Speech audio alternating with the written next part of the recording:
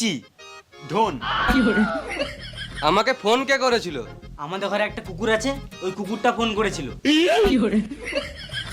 কুকুরে কি করে ফোন করবে?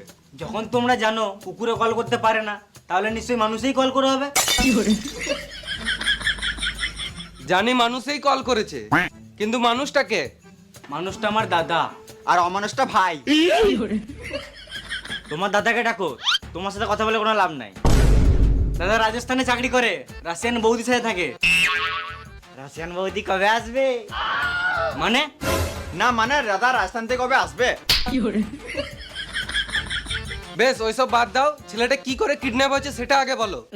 যদি আমি জানতাম তাহলে আমার দাদা তোমাদের কি কামাতে কল করতো? আর এই খুঁজাখুঁজি কাজটা সিআইডির, আমার নয়। বেশ কিডন্যাপের সময় ছেলেটা কোথায় ছিল? আমার কোলে দুধ খাচ্ছিল। বেশ এটা তো বলতে পারবে ছেলেটা কখন থেকে পাওয়া যাচ্ছে না? কাল সকালে স্কুল গিয়েছে, এখনো ঘর আসে নাই। এর মানে কিছু বুঝতে পারলে দয়া? না স্যার। ছেলেটা কিডন্যাপ হয় নাই, হতে হতে পারে ছেলেটা গার্লফ্রেন্ডের সাথে ওইও গেছে। হাপ্পাচুদা ক্লাস 6 এ পড়ে। না, তোমরা সিআইডি হতেই পারো না। বললেই হলো নাকি? আমরাই হলাম অরিজিনাল সিআইডি।